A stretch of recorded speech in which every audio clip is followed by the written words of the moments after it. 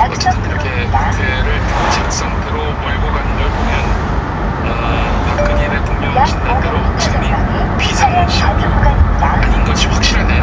비상시국이 아니어서 이제 골프 치러 가겠죠. 인증샷 달리고. 예, 알겠습니다. 국감도 지금 다 보이콧하고 평일도 치러 차고 치러 가기가 쉽지 않아요. 예, 알겠습니다. 자, 이정현 대표 무기한 단식에 돌입했다고요? 예, 그렇습니다. 아침에 그렇게 정치인들이 마지막 투쟁, 예전에 반독재 투쟁을 할 때 양쪽이 있었던 이제 방식인데 마지막 정말 어떻게 방법이 없을 때 하는 게 이제 이 단식 아니겠습니까? 그렇죠. 예. 우리가 투쟁의 이제 마지막 방법인데 이정현 새누리당 대표의 이 단식의 목적은 뭐냐면 정세균 국회의장 사퇴입니다. 정세균 의장이 사퇴할 때까지 지금 무기한 단식을 하겠다. 오늘 오전에 얘기를 했고 어떻게 의원총회에서 이런 얘기를 했습니다. 정세균 의원이 이제 정세균 국회의장한테 의장이라는 표현 안 쓰거든요. 정세균 의원이 파괴한 의회 민주주의 근본을 위해서 국회를 각오를 했다. 거야의 횡포에 맞서기 위해서는 비상한 방법을 쓸 수밖에 없다. 정 의원이 의장직에서 사퇴할 때까지 무기한 단식으로 하겠다. 먹기를 끊었다고 하는데요.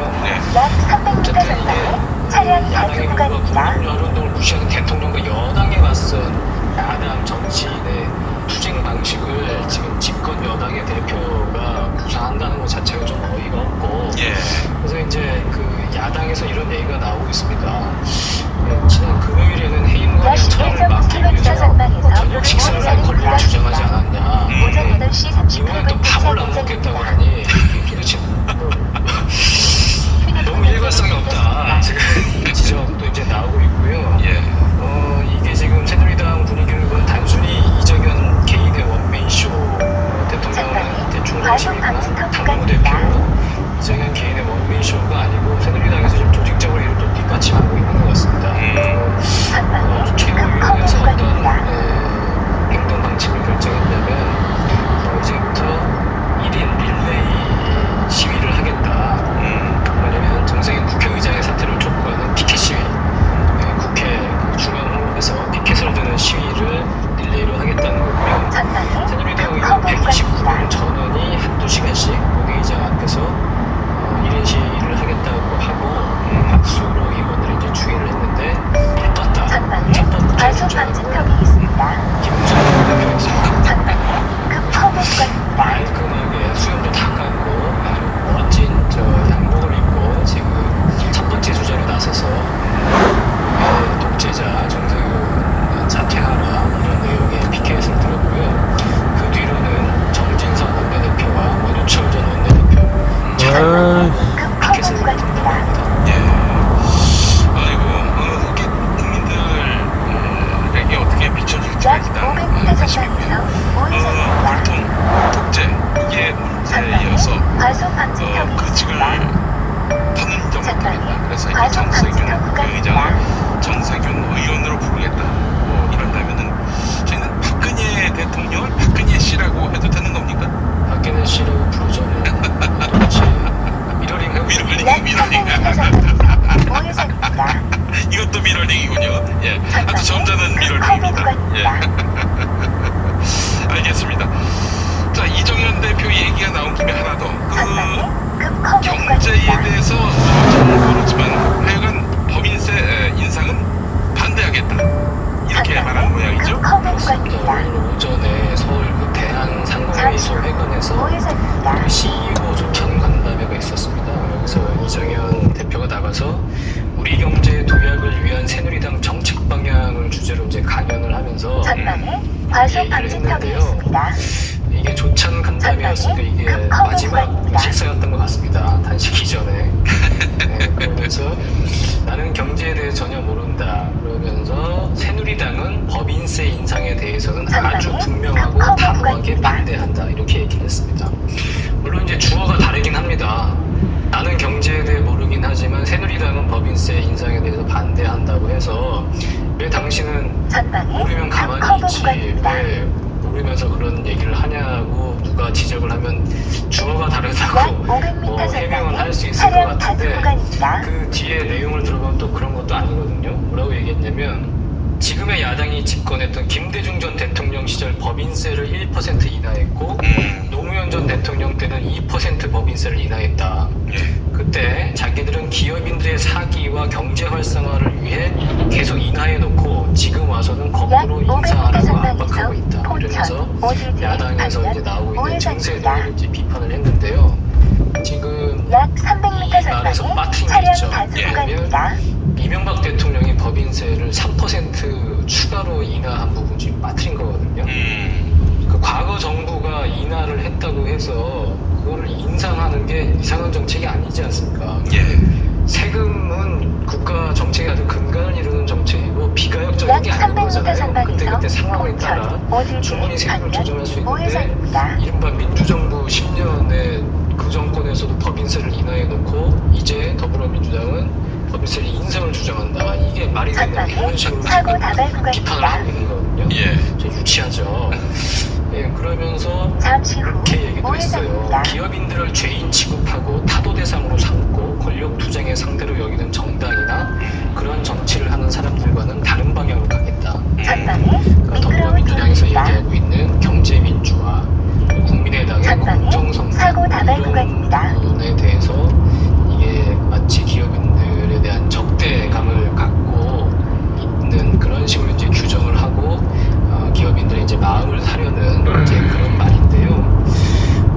이정현 대표는 강연 내내 경제에 대해 모른다는 말을 몇 번 했다고 하고요. 그러면서 경제 정책을 바꾸는데 저까지 나설 것은 없고 다만 할 수 있는 일은 정치를 개혁하는 일이라면서 정치 개혁 화두를 꺼냈습니다. 지난번에 원내 교섭단체 대표 연설에서도 국회의원이라는 얘기를 하면서까지 정치 개혁을 강하게 주장을 했는데 비슷한 얘기죠. 그러면서 조금 좀 도화지같이 얘기를 했습니다. 뭐라고 얘기했냐면 단언컨대 일반 국민이 국회에 대해 알고 있는 것은 실상의 10%도 안 된다.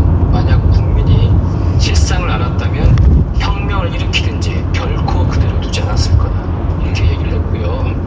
구체적인 사례로 어떤 걸 들었냐면 전체 국회의원 300명 중에 정부가 제출하는 예산 서류를 제대로 읽을 줄 아는 의원은 서너 명도 안 될 거다. 예산 심의 때는 그래도 책상 한번 탁 치고 눈 한번 부라리면 자기 지역구 예산이라도 좀 떨어지는데 결산은 떨어지는 게 없으니까 아주 개판으로 한다. 이렇게 격하게 했습니다. 결산이라는 것은 나중에 예산을 다 쓰고 예산을 제대로 집행했는지 그걸 이제 감시하는 게 결산이죠. 그러니까 예산을 짤 때만 관심을 가지고 결산 때는 별로 관심이 없다. 이런 행태를 비판한 건데 이게 사실 누구를 얘기하는 건 참 궁금하고 국회의원들 중에도 예결위 소속이나 이 어떤 예산통들이 상당히 많이 있거든요. 예산의원도 상당히 많고요. 근데 이정현 의원은 자기 주변엔 그런 사람이 별로 없나 봅니다. 기본적으로 새누리당에서는. 그래서 그런 얘기를 하고 또 웃긴 게 뭐냐면 이정현 의원은 지역구 순천에서 예산 폭탄을 장담하지 않았습니까? 본인이 얘기하는 책상 한번 탁 치고 눈 한번 부라리면 자기 지역구 예산이라도 좀 떨어진다는 얘기는 자기가 그렇게 얘기했다는 거죠. 그리고 결산 개판으로 한다는 것은 결국 내가 그렇게 했다는 고백이 아닌가 저는 그런 생각이 들고요. 그래서 결론은 그겁니다. 그동안 제대로 된 정치 개혁이 이루어지지 않은 것은 셀프 개혁이었기 때문이다. 객관적이고 중립적인 전문가들로 구성된 국민위원회가 필요하다. 그래서 그 외부인이 중심이 된 정치 개혁, 국회 개혁을 얘기했는데 그 집권 여당의 대표라는 사람이 정치인들을 이렇게 깔아뭉개고 역량이 없으면 그걸 올리고 열심히 노력하자고 독려를 한 게 맞지. 새누리당 의원들 실력이 없으면 그게 아니라 300명을 다 이렇게 모조리 싸잡아서 바보로 만들어 놓고 이런 식으로 단정치주의로 부추기면서 자기만 잘났다고 주장을 하는 게 이 사람은 정말 국회 정치인뿐만 아니라 집권여당의 대표가 될 수 없는 사람이 됐구나. 그런 생각이 정말 절감하게 만드는 그런 발언들이었습니다. 그래서 그런 말이 있지 않습니까? 청와대 당무수석이라고. 그렇죠.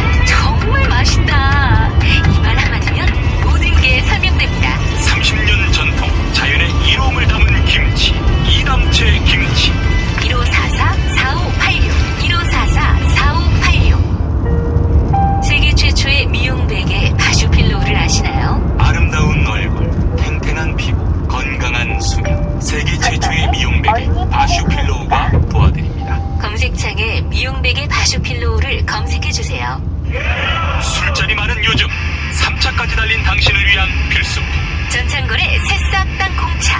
이제 속쓰림은 잊으세요. 070-8635-1288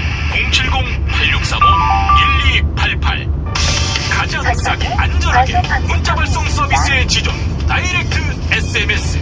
매일 아침 인터넷 최저가를 반영합니다. 인터넷 최저가가 아니면 차액을 100배로 보상합니다. 다이렉트 SMS. 뉴스가 쉽다. 뉴스가 즐겁다. 뉴스가 알차다. 왜냐고요? 김용민 브리핑이니까요. 일부에서 주장하는 방송 장악은 그것을 할 의도도 전혀 없고 법적으로도 불가능합니다. 우리 공동체가 꼭 알아야 할 뉴스, 여러분의 뉴스 보좌관 김용민이 챙겨드립니다.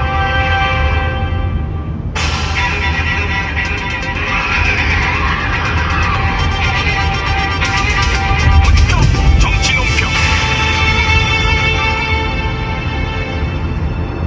네, 민주노총 대변인을 지낸 정호희 문자당 대표 만나겠습니다. 정 대표님. 네. 네, 철도노조 파업이 또 예고돼 있는 상태인데 이번 정부 들어서 2차전이군요. 그렇습니다. 2013년 네, 그 유명한 정동대첩이라고도 하고 사상 처음으로 경향신문사 건물에 있는 민주노총 본부가 경찰에 의해서 예, 침탈을 당하는 하루 종일 뭐 종편들이 생중계를 했었잖아요. 예. 진짜 뭐 설마 했습니다. 예. 물론 우리도 만만치 않아요. 예. 나를 대비해서 마지막에 한 칼 날렸죠. 예, 우리 정호희 대표님이 그때 대변인이셨잖아요. 네, 제가 참 하루 종일 기다리다가 예. 그 순간을 노렸죠. 마지막. 예, 제가 있는 자리까지 이제 경찰이 들어올 무렵에 예, 트위터를 날렸죠. 여기 아무도 없다. 박근혜 정권이 책임자 했는데 예, 그럼 뭔가 좀 바뀌어야 되잖아요. 예, 전혀 바뀌지 않고 예. 이번 주 27일 철도노조, 서울지하철노조, 부산지하철노조까지 예. 20년 만에 궤도 노동자라고들 하는데요. 아, 철도노조가 아니라 궤도노동자. 철도는 전국망이니까요. 아, 예. 그다음에 이제 서울지하철, 부산지하철 3사 노조가 함께하니까 아, 궤도를 달리는 노동자들이니까 예. 궤도 노동자라고도 보통 표현을 합니다. 예. 공동파업을 예고하고 있는 상황이죠. 예. 자, 이런 파업을 또 우리는 다시 이제 접하게 됐는데 뭐 변한 게 하나도 없으니까 이렇게 다시 또 철도노조의 집단적 그 결의가 불가피하게 된 상황이 됐는데 말이죠. 자, 노동자 파업에 항상 따라붙는 수식어들이 있죠. 이게 무슨 매뉴얼이 있는 것 같습니다. 귀족 노조의 파업이니 뭐 이런 식의 레토릭 말입니다. 아, 어떻게 보셨어요? 예, 이거요. 예. 이상하게 진짜 매뉴얼이 있는 것 같아요. 예. 박근혜 대통령이 이렇게 얘기를 했죠. 국민을 볼모로 첫 번째, 두 번째, 제 몸만 챙기는 기득권 노조의 퇴행적 행태가 반복되지 않도록 불법 행위에 적극 대응하라. 이 문장은요. 예. 저도 막 신기해가지고 찾아봤더니 예. 이명박 박근혜 정권 내내 똑같이 반복되는 그런 진짜 매뉴얼이 있나 봐요. 예. 그래서 오늘 그 얘기를 좀 드리려고 하는 겁니다. 예. 말도 안 된다. 전방에 첫 번째, 과속 방지턱이 국민을 있습니다. 볼모로. 예. 이거 진짜 억울할 정도가 아니라 이런 얘기 진짜 하시면 안 됩니다. 노동자는 국민이 아닌가요? 맞습니다. 예. 국민의 절대 다수가 노동자입니다. 예. 노동자들이 자기의 권익, 생존권, 그 다음에 정책 제도 개선을 위해서 합법적인 파업을 하는데 이것을 국민의 볼모 어쩌고저쩌고 이게 진짜 국민의 대통령이 이미 아닌 거예요. 예. 대통령 취임사 뭡니까? 100% 국민 행복. 국민의 절반이 노동자는 아예 국민으로 보지 않겠다는 선언이 아닌가 싶고요. 예. 이쯤 되면요 이런 겁니다. 이번 주 내내 이제 파업이 계속될 텐데 지난주 말에 새누리당이 파업을 시작했잖아요. 예. 아니 이분들은 진짜 뭘 위해서 하는 겁니까? 왜 등원 거부하는 겁니까? 진짜 묻고 싶고요. 예. 두 번째 제목만 챙기는 뭐 이런 표현인데 매뉴얼에 진짜 있는 것 같아요. 예. 보통 이것을 이제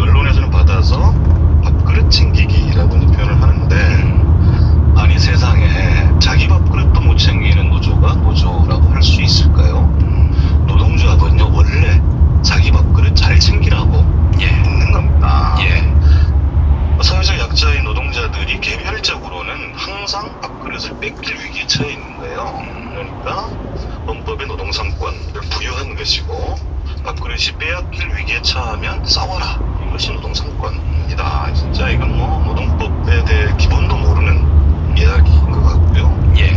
세 번째, 기득권 노조 얘기합니다. 여기다 따라붙는 게 귀족 노조라는 이야기죠. 예.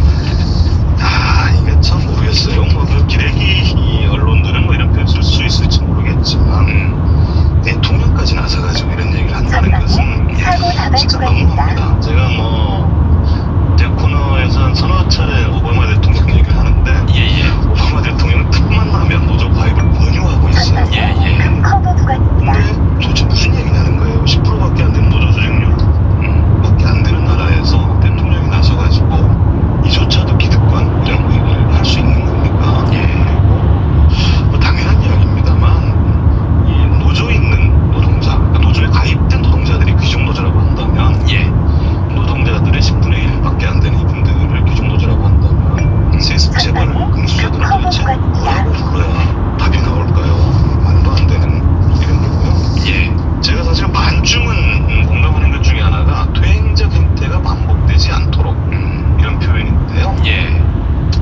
이게 사실은 뭐 박근혜 정권에서는 좀 다른 의미로 얘기를 했겠지만 제가 보기에는 사실은 이제 많은 사람들이 공감을 얻거나 이런 부분에 대해서는 노력이 좀 약한 건 맞는 것 같아요. 노동운동. 예. 특히 이제 대기업 노조 또 사회적 파급력이 큰 아까 말씀드렸던 궤도 노동자들 이게 약한 것 같긴 해요. 그런데 2008년 미친소 반대 촛불이 있었고 2011년 희망버스 운동이 있었잖아요. 그렇죠.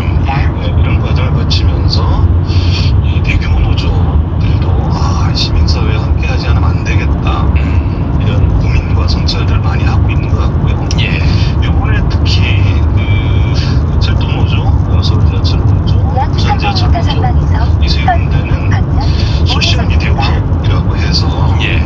SNS 활동 굉장히 열심히 하고 있어요. 예. 그래서 우리 청취자들 중에서도 페이스북 계정 가지고 계신 분들은 철도노조 혹은 서울지하철노조, 부산지하철노조는 노조 계정이 아니라 부산노동자라는 페이스북 페이지를 운영을 합니다. 예. 보시면 굉장히 재미있습니다. 좀 보시면 좋겠고요. 예. 마지막으로 북부행 얘기하는데 이 파업이 장난이 아니거든요. 진짜 너무너무 힘듭니다. 특히 지도부는 이런 파업을 준비할 때는 1년 내내 여기에 매달려야 되고 예. 그다음에 또 사소한 꼬투리라도 잡히면은 구속되고 해고되고 심지어 또 손해배상까지 받고 막 이렇잖아요. 예. 그래서 파업 장난 아닙니다. 너무 힘들어요. 그래서 예. 이번 그 금융노조 파업도 시작해서 병원노조 파업까지 단언컨대 단 한 군데도 불법 파업 없습니다. 목적, 절차, 수단 다 엄격하게 지키고 있고요. 왜냐하면 이제 이것이 끝이 아니기 때문에 이렇게 문제 제기를 하고 협상을 하고 뭐 이런 계획들을 가지고 있기 때문에 불법 파업 하나도 없습니다. 오히려 불법을 자행하고 있는 것은 회사 측이에요. 지난번 금융노조 파업의 경우에 기업은행 같은 경우는 아주 노골적으로 직원들을 감금을 했습니다. 그래서 파업 불참 확약서를 받고 이한미 기자도 지적하셨지만 금융감독위원장이라는 사람은 아예 지시를 했잖아요. 개별적으로 설득해서 파업을 참여시키지 마라 이런 얘기도 하고요. 예. 노동부 장관 누군지 아세요? 고용노동부 장관. 네, 고용노동부 장관. 존재감이 없어서 제가 이름을 까먹었네요. 꽤 장수 존재다가 또 오래 합니까? 이 존재감도 없는 분이 TV에 나와서 한다는 소리가 노동인구 가치를 지켜라. 노동인구 오랫동안 감수하고 하는 겁니다. 다들 당연히 겁니다. 이렇게 감수하고 하는데요. 국회 파업하고 있는 새누리당 의원들 노동인구나 좀 해보라고 하시고요. 정부가 이제 문제인 거예요. 노사 간의 문제라면 정부가 공정한 중재자가 돼야 되는데 사측의 불법에 대해서는 전혀 손대지 않습니다. 노동자들의 그 사소한 꼬투리를 잡아서 엄청나게 탄압을 하고 있죠. 뭐 이러시면 안 된다. 불법을 하고 있는 것은 분명히 정부와 회사 측이다. 이런 말씀을 드리고 드리고 싶습니다. 예. 아유, 알겠습니다. 이 고용노동부 장관 이름이 이기권이군요. 이기권. 예. 이기권 장관. 예. 노동정책에 있어서 기권을 하신 분 이기권 장관. 예. 이름을 저희가 잠시 망각했습니다. 예. 자, 이 지금 이제 파업마다 나오는 거의 매뉴얼이 있다시피 한 이런 그 대응책, 여기 우리가 현혹되지 말고 실상을 제대로 들여다보면 납득이 될 것이다, 이런 말씀 아닙니까? 지금 백남기 어른이 돌아가셨고요. 예. 전체적으로 상황이 어수선합니다. 저도 예. 노동운동 현직에 있지만 좀 심란한데, 오늘 그 페이스북에 일본에 또 오래 살기도 했던 친구가 뭐 이런 포스팅을 했더라고요. 여기 4년 동안 공권력이 사람 죽였다는 소리 들어보지 못했다. 핵무기 만들 수 있다고 동네방네 설레발치는 소리도 들어보지 못했다. 분하지만 아직도 갈 길이 멀다. 예. 제 심정이 딱 이렇습니다. 예. 분하지만 정말 아직도 갈 길이 멀다. 예.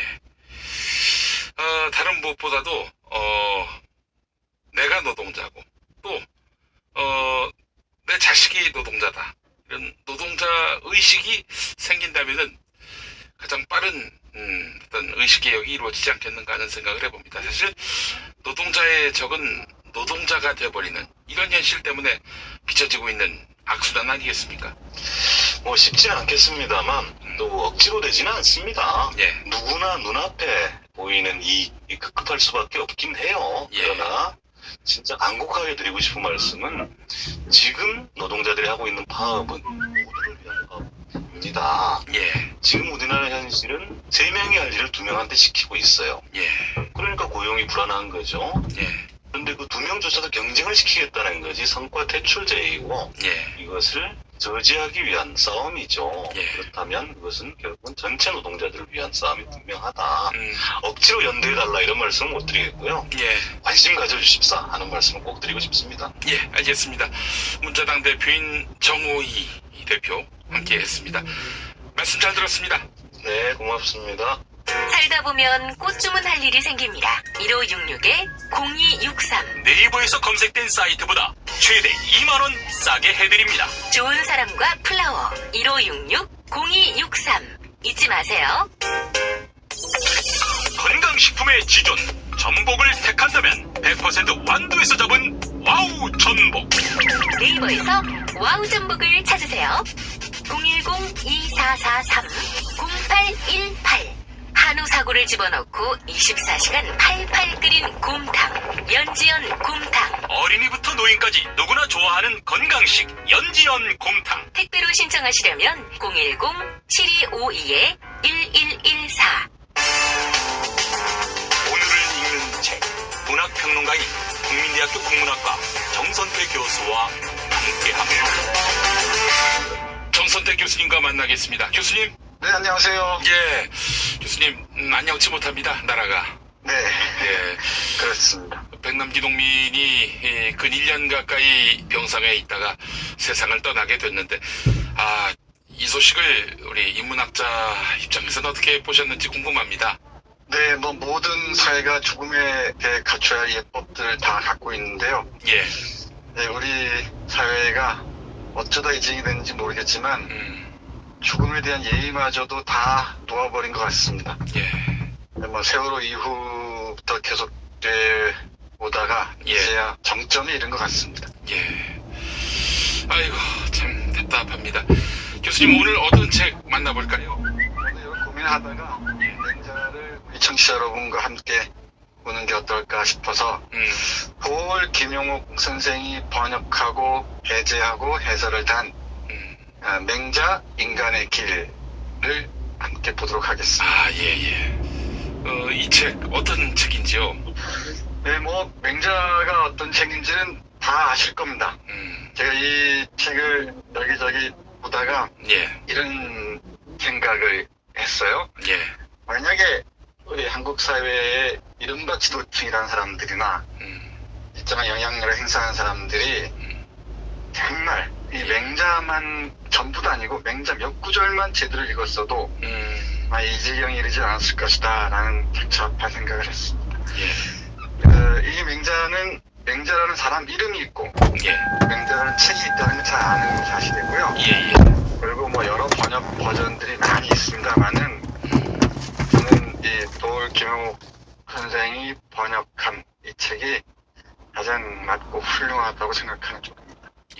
저는 이게 사는 게 좀 힘들고 뭐 이리저리 참기 어려운 일이 있고 할 때마다 뒤지는 책이 있는데 그 책 중 하나가 이 도올 김영옥 선생이 번역한 일련의 그 유교사상 시리즈들입니다. 논어나 맹자나 중용이나 책들을 뒤져보는데 오늘도 역시나 읽고 나니까 조금 마음이 풀리긴 하는데 그럼에도 갑갑한 건 어디 둘 데가 없습니다. 이 도올 김영옥 선생 번역본은 읽어보신 분들이 있겠지만은 일단 번역이 참 수월하고요.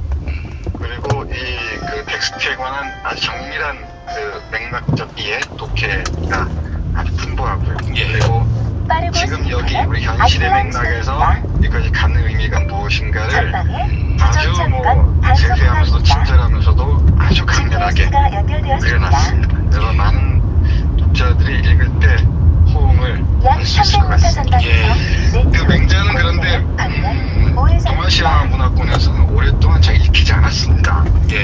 다른 사서 삼경과 다르게 여기 도올 선생의 얘기에 따르면 한국의 경우에도 뭐 원효대사 같은 분들은 논어나 이런 시경을 지금 다 읽으셨다 그래요. 이 맹자만은 잘 못 읽었더라고요. 고려 말기까지 맹자는 많은 학자나 지식인들 사이에서 유통되지 않았던 것 같습니다. 그런데 호은 정몽주 있잖아요. 고려 말기에 정몽주가 이 맹자를 경도전에게 소개한다고 합니다.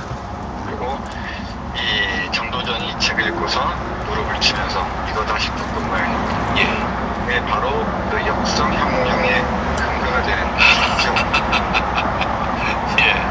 정도전이 이성계와 함께 조선을 디자인했다는 것은 잘 아는 사실입니다.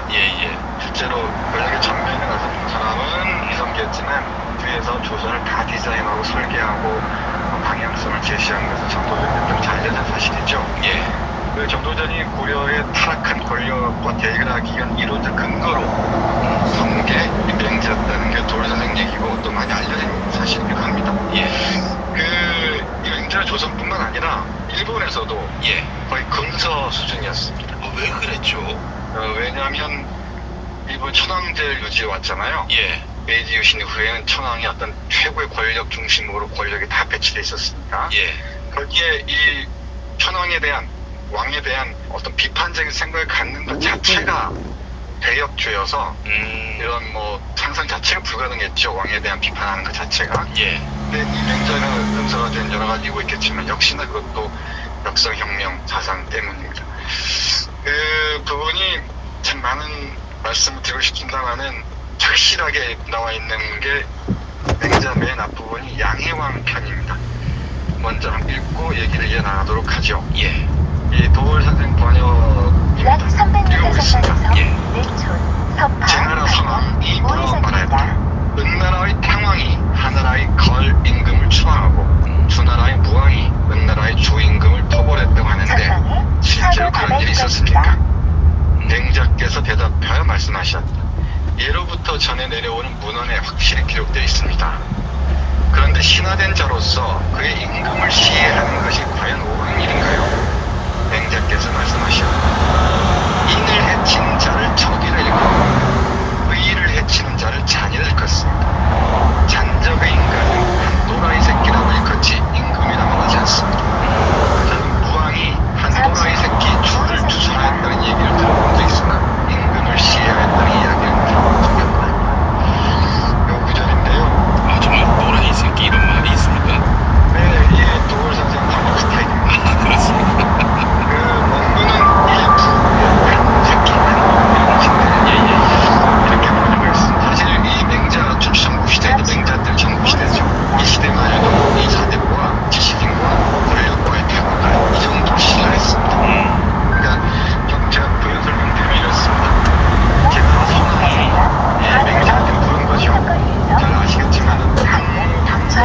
사자 성어처럼 쓰이는 게 있는데요. 예. 은나라의 탕왕이 그 하나라의 걸, 아주 국구로 유명한 임금이죠. 개판 왕이었죠. 이 걸 임금을 추앙했습니다. 예. 자기가 이제 은나라를 세우죠. 그리고 주나라의 국왕이 은나라의 마지막 왕이 주 임금인 게 임금 그 개판이었잖아요. 예. 그걸 또 토벌합니다. 이런 일을 두고서 이제 제나 상황이 묻는 거예요. 이런 얘기 있었냐? 그러니까 맹자가 있었다. 분명히 기록에 남아있다. 이렇게 대답해요. 그러니까 제나 선왕이 묻습니다. 신하가 어떻게 그 임금을 지휘할 수 있냐? 그게 옳은 일이냐? 이렇게 물어요. 그러니까 맹자가 말씀하십니다.